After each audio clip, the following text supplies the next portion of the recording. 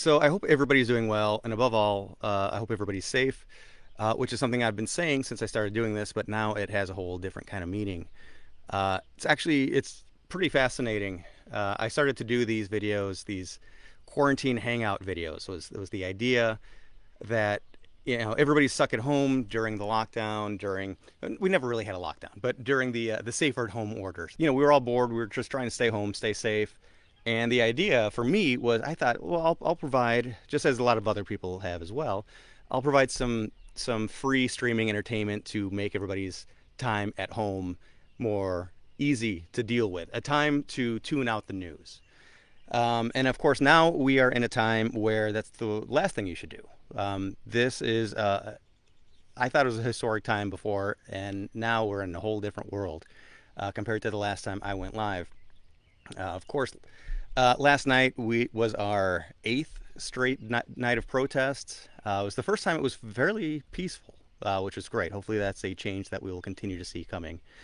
Um, and so I'm gonna make this one shorter because it is important to bear witness to everything that's going on in the world. And as me, the eternal optimist, I really try to see the best in things, and I think this is, in an odd way, a different kind of way, a beautiful time too. It's very, very, very easy to see and feel all of the sadness, the I mean, just sadness, the anxiety, the stress, all of it, of what's going on in the world, as you see this destruction and chaos. But at the same time, we have in America alone over 200 cities in all 50 states protesting, coming together to talk about, to bring attention to a lot of injustice in the world. And conflict breeds progress. Conflict breeds growth. And I really do think that America is going to become a better place at the end of it. These moments, sadly, came to be because of a need for them to be. So, just staying positive. I really do think we have a long way to go, but we are hopefully on the right track. And hopefully, again, these protests can continue to be more peaceful as time goes on. So anyway, yeah, what a historic time we are living in so many fronts. You might notice I'm in a slightly different location. And where I am right now is I'm dog sitting. The kind of funny thing was, last time I was here dog sitting, I then drove back home to Madison. I'm down in northern Illinois, Mundelein, Illinois. And kind of the day I went back to Madison is when all the businesses closed down. And for me, now driving back down, the first time I've driven anywhere in 2.5 months was to come back down. And the day I arrived was really when the protests got amplified. There was the one night in Minneapolis, and then the next night it took over the rest of the country. So yeah, apparently massive world changes happen anytime I have to dog sit. So I thought it would be extra exciting. Hey, mosquitoes, I am in Illinois. I thought it'd be extra exciting to take advantage of where I am right now to talk about some of my very first ghost stories, because they were experienced right here at this house. And this first one I'll share, I don't know exactly what it was, and I'm putting it into the category of the unknown. I can't say it was a ghost. I can't say it was. I have no idea what it was. But it was when we first moved into this house, and we built this house. My dad designed this gorgeous house that my grandfather helped construct, and you're going to see a little bit of it in a second. And my uncle did all the electric for it. So it's definitely a family home, and it's a place I really love, that I grew up in this wonderful place. And people might make fun of Mundelein here or there because it's not Lake Forest or something, but I don't know. I love where I grew up, and I think it's pretty great. Yeah, my background looks more country than in Madison. I think that's fair to say. I'm pretty close to the capital when I'm in Madison. One of my first nights living in this house, I remember, I don't know if it was one of my first nights, but it was very early on, easily within the first year of me living here. I remember, my bedroom's on the main floor of the house. I remember hearing in the basement the sound of all of these, it sounded like cardboard boxes being thrown around. And I was really fearful that maybe someone broke into the house and was going through our stuff. And this noise just kept continuing and continuing. And as it was so loud and continuing, I thought, okay, well, it wouldn't be a burglar. It wouldn't be somebody that broke in, because they would try to be quiet. And so that kind of put me at peace. And I assumed that maybe, through one of these window wells that didn't have a cover on them yet, maybe a a raccoon got down there and got in somehow and was just making all sorts of a big ruckus down there. And I kind of, I went to sleep satisfied in that thought. And also, I woke up excited to see what the hell happened in the basement. And it must have been very early on because I was thinking, we were moving in, we still had all the boxes and all that, and I was so perplexed that when I went down to the basement, there were no boxes down there. There was like no items down there. So to this day, I can't say that it was a ghost. I have no idea what it was. Nobody had ever lived in this house before, so that living space really was never exactly used before. I have no idea. I just don't even know what that is, but it's something I'll never forget. Something really fascinating happened here in 1999. And so at the time, it's a period I was just talking about, probably would have been the late 80s. I can't remember exactly when we moved in. We moved in when the place was being built when I was in kindergarten, and I think I moved in first grade. And I just not too far from here, quarter of a mile, half a mile at the most, it's my friend Jeff's house. And being a bunch of 18 and 19-year-old kids, or maybe 17 and 18-year-old kids, who, we don't have fake IDs. Not that we were really the type. Well, maybe Jeff was. Anyway, and just nothing to do in the suburbs. You have your license, but there's really nowhere to go late at night. And I ended up, we just started telling ghost stories in his backyard, and it was amazing because we started telling ghost stories at about 9 p.m. And the first time anybody got up to look and see what time it was 4 in the morning. I can't believe. And we were a bunch of people that didn't even have our own ghost stories. And there weren't ghost hunting TV shows on TV yet. So we were telling stories that we had heard secondhand. It was really the quintessential storytelling session, folklore session. And, relaying some things we maybe saw in Unsolved Mysteries. Shout out to John Tenney. But it was just amazing to me how really fascinated we all were. And we weren't ghost people. We didn't have our own inside track. We didn't have our own stories. And so then the next day I went out and I bought a book, and I bought Ursula Bielski's Chicago Haunts, which really got me off and running. And not even halfway into that book, I was so fascinated by the content of it. And my thought was that the book was going to be about, are there ghosts, yes or no? But it was really, here are the haunted locations, and this is what happens at them, and certain dates and times, you'll see this at this location, and on and on and on. And it showed me that the world of the paranormal and haunted buildings and whatnot are way more common than I ever imagined. So midway through the book, I realized that I want to go take my camera out. I'd already had a background doing some camera work and editing, professional editing. And again, I was 18 at this time. And so what I did was I brought my friends from that first night of storytelling, and we sat right over here in this cool little gazebo, and I told them the story of Resurrection Mary, which we can go into that on a whole separate show. I'm trying to keep this one kind of shorter. But Resurrection Mary is Chicago's most famous ghost story. And I told them that full story, and I said, hey, and here's my pitch. We should go out and not ghost hunt, because ghost hunting wasn't a phrase yet. And I said, this is how we should spend our summer. What do you think? And the three of us, it was Jason Jacobs, Jeff Lord, and myself, we sat in that gazebo around a table, and I just gave them a beat to think about it. And in that beat, while they were thinking about it, and directly in front of me, I was facing kind of almost the opposite of how I am now, looking towards the backyard. And Jeff was a little bit towards me, but Jason had his back to the backyard. He was facing kind of as I'm facing right now.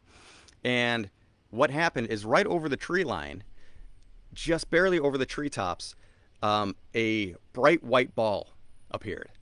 Maybe the size of like a Chicago-style softball, a big, like 16-inch, bright, pure white light. Appeared, disappeared, appeared again, and then shot straight into the ground.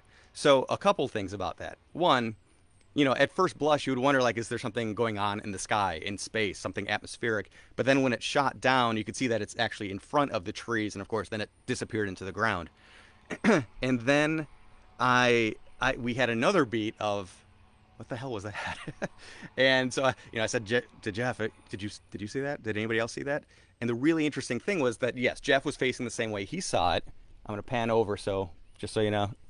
And then, but Jason, whose back was to the woods, he was facing the house, which has all of these huge windows on it. And he saw the reflection of that bright white orb appear and just flash and light up all of that reflection. I thought it was amazing that we all experienced it. We didn't know what it was, and I didn't even think of it as paranormal in that moment. I didn't know what the hell it was because I was still super early on. Hadn't yet fully read my first ghost book. But then that night, so we agreed to do it, which was great. That night, I went in to continue to pick up where I left off in Ursula Bielski's book. The next pages were about ghost lights, these bright, solid balls of energy that people see at haunted places. That was incredible. And even then, I didn't even make that connection. I just read it like, oh, okay, that's interesting. I'll file that away for future knowledge. And then I woke up thinking, oh my God, wait a minute. So that was fascinating. And then so we go and shoot our whole documentary. And I guess I'll tell one of the stories because this is, I guess that you could call that my first, like, I would say definitely a paranormal experience there. The next thing that I ever experienced in the world of the paranormal, we were down. Getting back to Resurrection Mary, she is, in addition to a lot of other places she's been seen in the area and a lot of other things she's done. One of the stories is she's a dance hall ghost.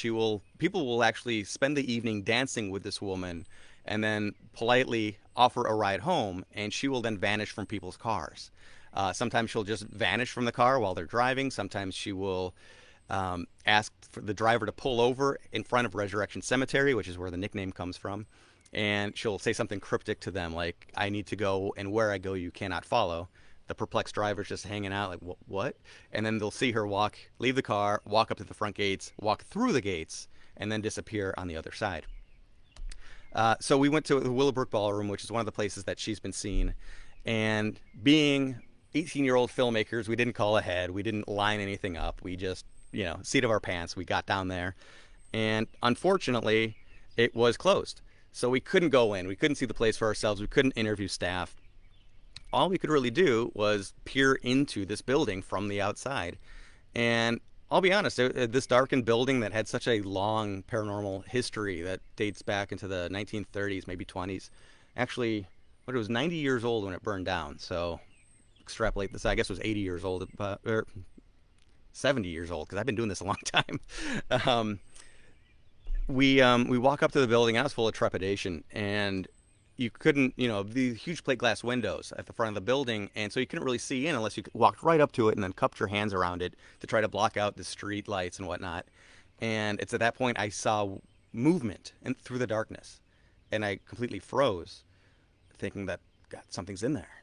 And then I realized that the thing that was in there was a mirror. And I was looking at myself across the room in the darkness. I just frightened myself out of my own reflection.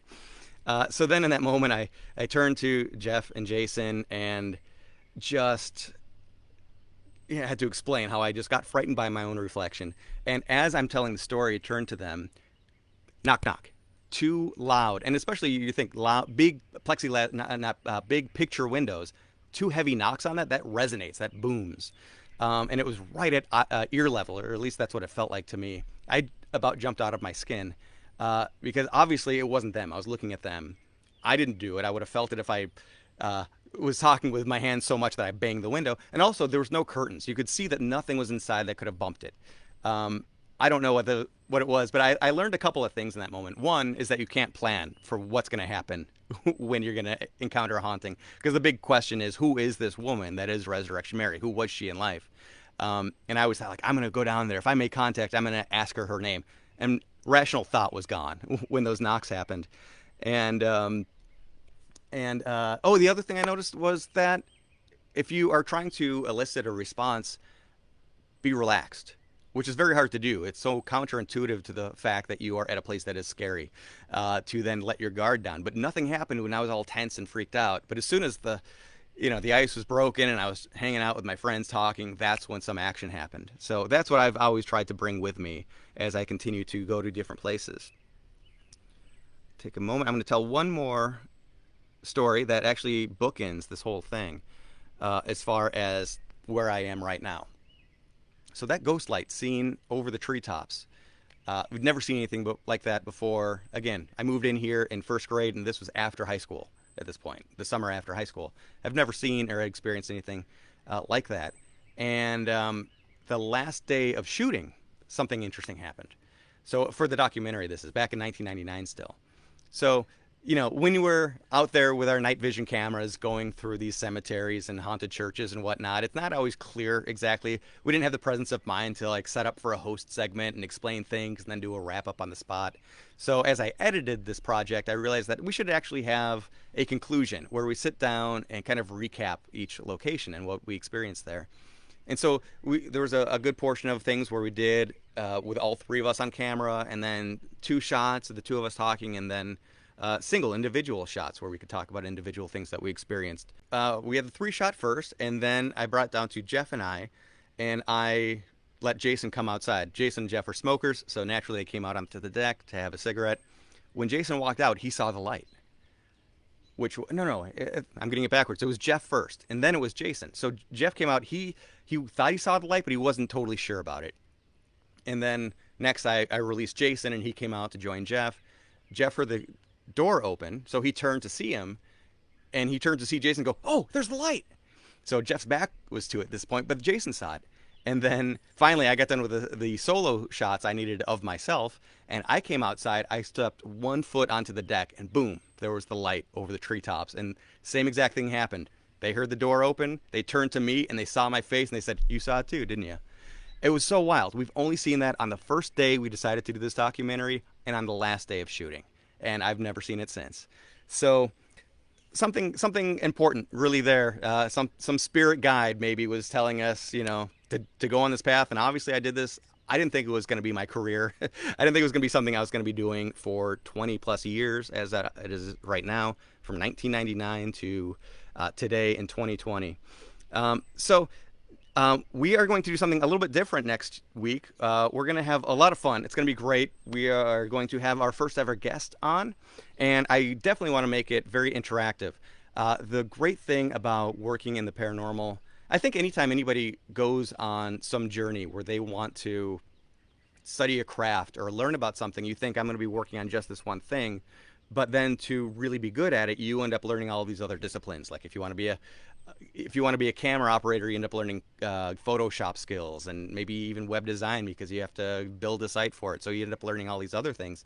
For me, obviously history is a huge part, and a big part of history is, well, sometimes it's archaeology. And I've had the very good, wonderful blessing to be able to meet some great people along the way, and one of them ended up becoming one of my best friends. Would you like to join me for just a second? Next week, we are going to do a piece that we are calling Ask an Archaeologist, where we will, as I've utilized the services of this wonderful guy for a long time. Here's our monitor, so you're in frame there. This is Dan Malone. He's come with me a lot of times if I'm trying to go to a place that's, maybe it's a haunted woods and there's legends that there used to be a house in this place, but nobody actually knows. There's no records of it. So Dan has come along, and the way he sees the woods is different than a normal person. I think that's fair to say. Well, yeah, normal person. I'm quite abnormal. And honestly, I've used Scott's services a lot more than he's used mine with the recovery of various historical relics and investigations into historical sites. So it's my privilege to know Scott after all these years. Well, now that you say it, that's accurate. No, Dan's being modest here. But so next week we will both be on, and we're going to talk about some of our favorite adventures. Sometimes at haunted locations. I'll handle more the ghost story side of it. But we have been on some amazing archaeological walks, and there's been some discoveries. It's been in Illinois. It's been in Arizona.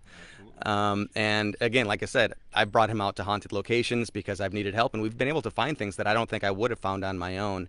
And we do want to open it up to you guys if you have any questions about the study, the practice, the philosophies behind it. And what would you like to talk about a little bit next week?